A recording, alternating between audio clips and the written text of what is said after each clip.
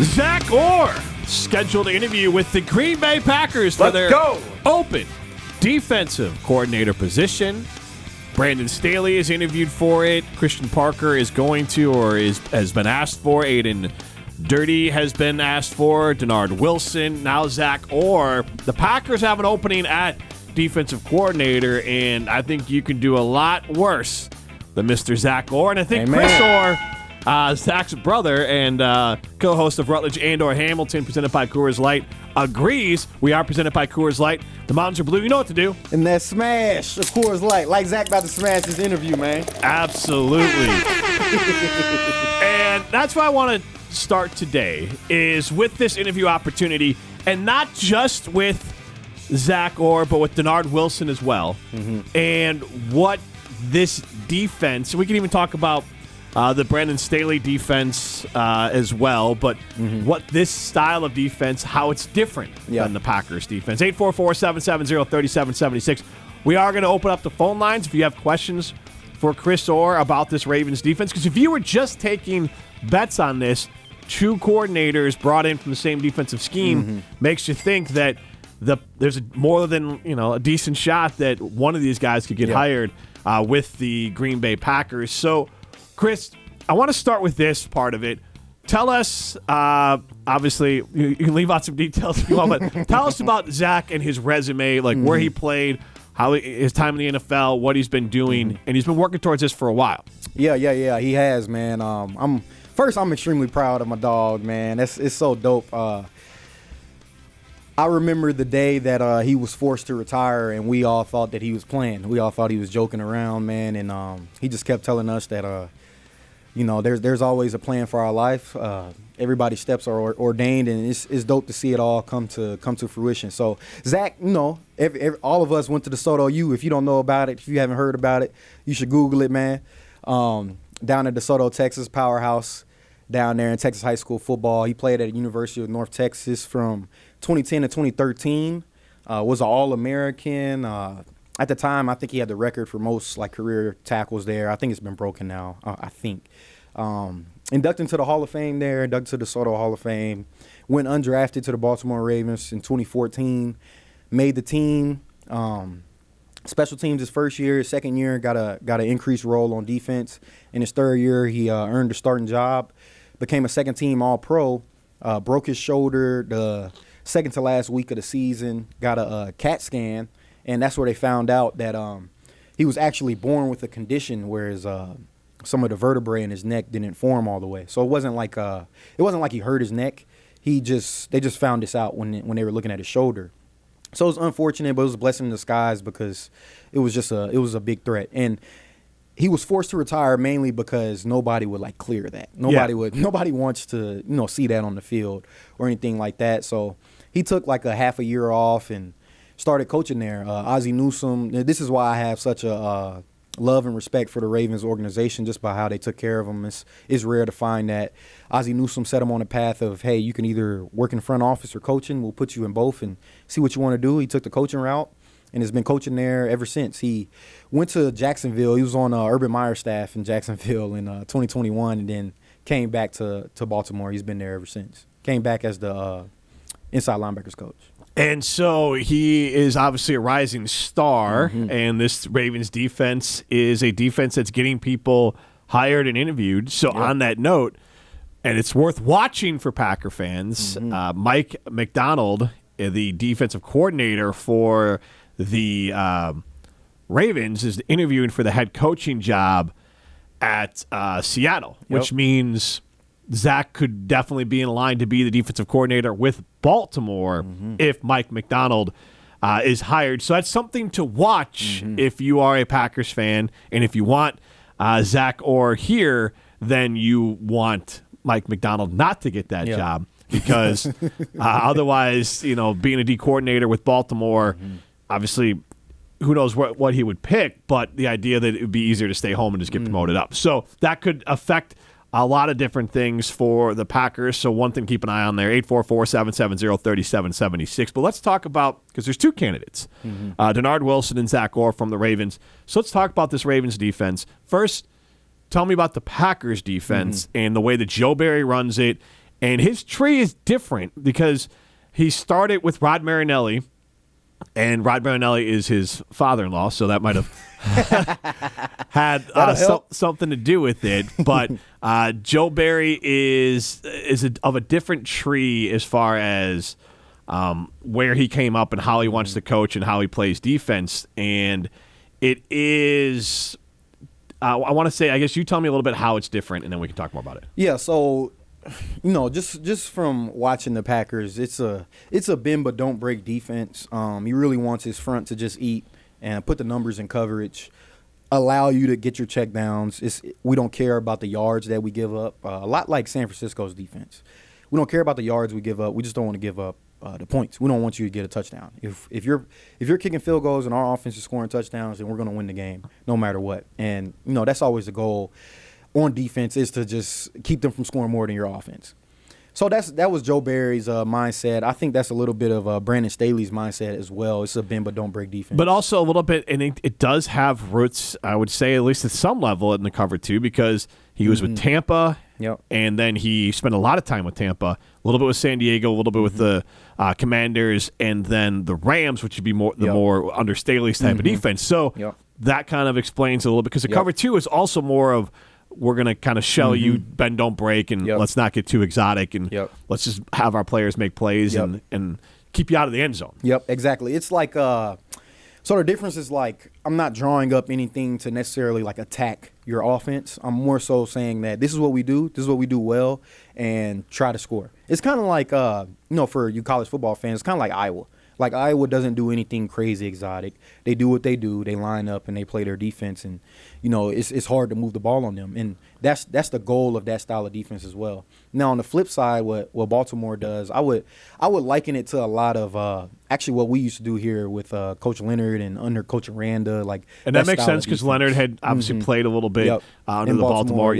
So it's like, it's an attacking style defense, but it's sound in the back end. It's not like we're bringing a lot of zero pressures where everybody's just by themselves in the back end. It's actually sound. It looks exotic. It looks like a lot of crazy things are happening, but we're just taking advantage of the one-on-one matchups that we want. Like, we're getting our best pass rusher on your worst pass blocker, or whatever the case is, and we're not bringing a crazy amount of guys, but it looks like it, and it's hard to pick up. And it's also sound in the back end. So it's like, it's attacking with an umbrella on top of it still. 844-770-3776 if you have some questions for Chris Orr, who was around the Panthers in the NFL, played for the Badgers, and his brother Zach is the linebackers coach for the Ravens. And you kind of explain how these defenses are similar but different. Yeah. Now, you do not have to be an expert to see the way that the Ravens play football. Attitude with it too. But it in this part comes from the attitude and the coaching, because Vic Fangio is, Staley would be part of that Vic Fangio tree, but when Vic Fangio here, Packer fans would know the Bears ran the 3-4 defense when they won the division with Mitch Trubisky, and that was an attacking defense, caused a lot of turnovers. He went to Denver, similar thing. So Staley obviously didn't run it the same.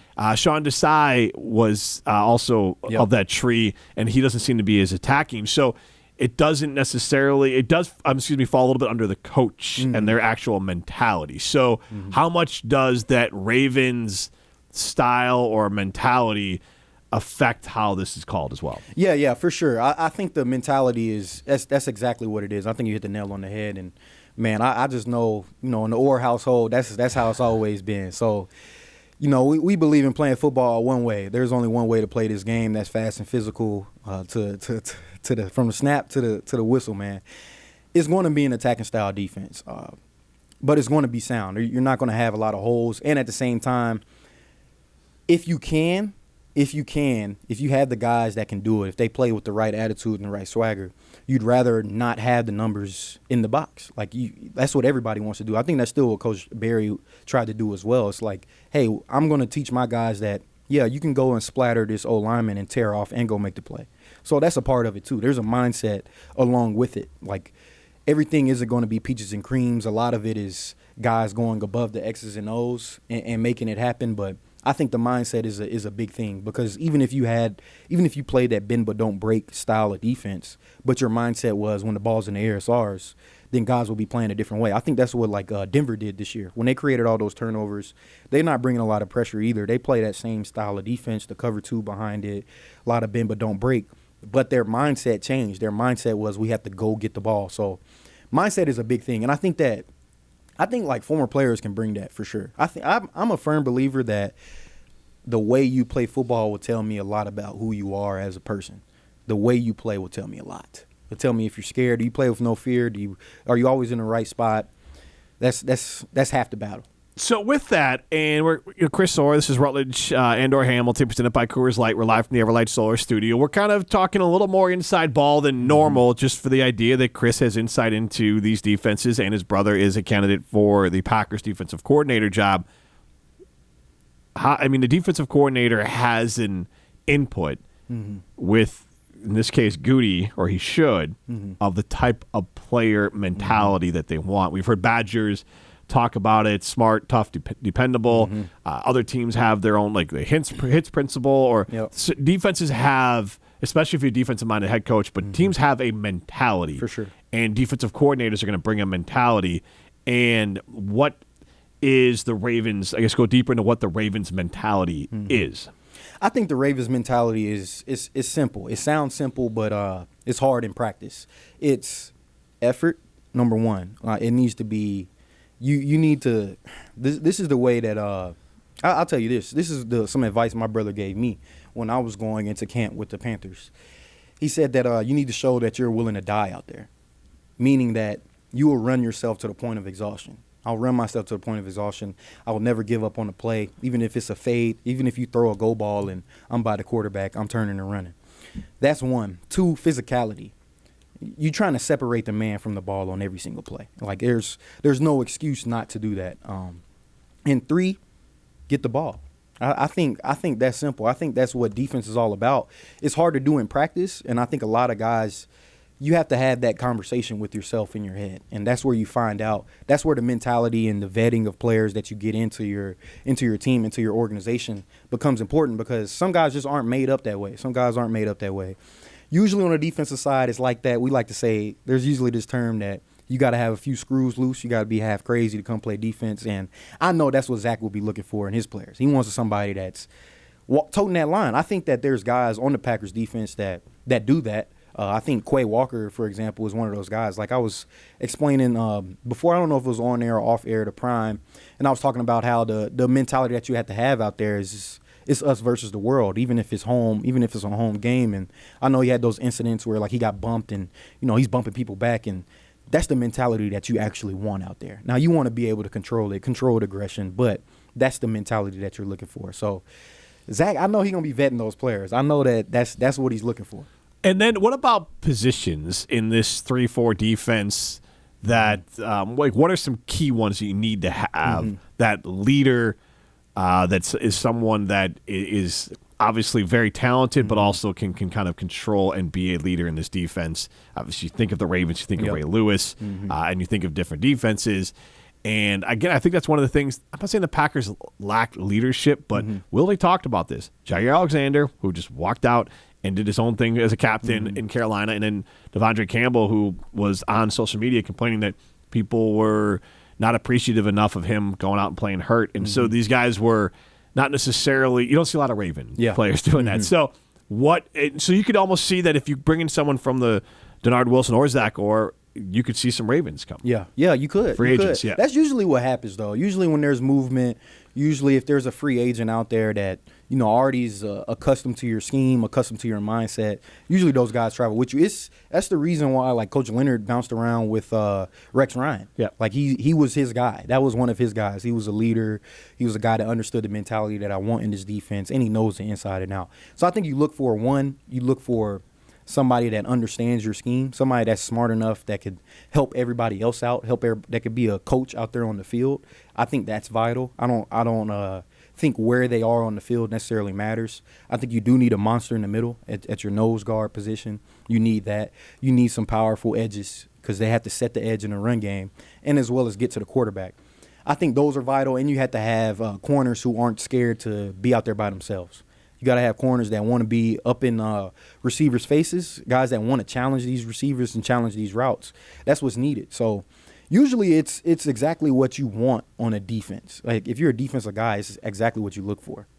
844-770-3776. I'm not sure exactly where Prime is, and I'll ask you, the listener, as well. How many of those players do the Packers have, do you think, as you hear Chris describe it? I mean, a cornerback like that, I like to think Jair Alexander is, but it's hard to tell sometimes. He also kind of said goodbye on Instagram. Maybe that changes. Look, that might be the third most dramatic thing he's done in the last 3 months. Yep. So I'm not gonna read into it too much at this point. I think Kenny Clark as a nose tackle on the interior defensive line, that's the one position I feel like they're secure at. Yeah. You mentioned Quay Walker, that he has the right sort of mentality, the right build, but he still needs to reach that potential, I think. Yeah. But other than that, I would say they maybe have half of those guys that they would need based off the description you just gave. Yeah. It's the other thing is this, this is what I look for in players as well. These are the type of players that I could identify with too, is the guys that don't make excuses. The guys that when we come to the sideline, it's just let's figure out what happened. Either this dude was more talented, they had a better game plan, or I had my eyes in the wrong spot. I was undisciplined. That's it. That's the only three options as to what happened on that play. And for example, in the AFC Championship game when Patrick Mahomes threw the back shoulder fade to Travis Kelce, that's just good defense, better offense. Yep. We're not mad at you for that, bro. He put it in a spot that I can't even coach you on. If you made that play, it would just been an amazing play by you. That's it. I can't get mad at you. There's times where it's hey, they just had us schemed up. They had the right call to what we were in. That's on me as a coach. Whatever, let's move on. And then outside of that, it's just that he just beat me. He just straight up beat me. We had this saying, my dad taught us this: excuses are tools of the incompetent. They build monuments of nothingness and bridges to nowhere. Those who use them seldom accomplish anything. So, that's the mentality that you need. That's exactly what we need, and that's exactly what I know Zach will be looking for. There just has to be a nastiness that's associated with defense. And I talked about it earlier in the year that I think that's what the culture change that's needed in Green Bay, especially when you're so young on the offensive side of the ball. I think you need those strong veteran, that strong presence on defense where it's hey, no matter what you guys do, you know what we're going to be doing out here. You know we're going to be trying to take heads off. You know we're going to be trying to take that ball away. We're going to try to get the ball to you as fast as possible, as often as possible. You guys just focus on what you're doing and try to get in that box. That's it. 844-770-3776 is how you get into the show. Apropos of nothing, Jake from the East Side wants to be known the Packers have way more players with that mentality than the Bears do. Thank you. Okay. It's all Green Bay to me. This is Rutledge and or Hamilton. Matt's going to tell us about Dancing Goat Distillery.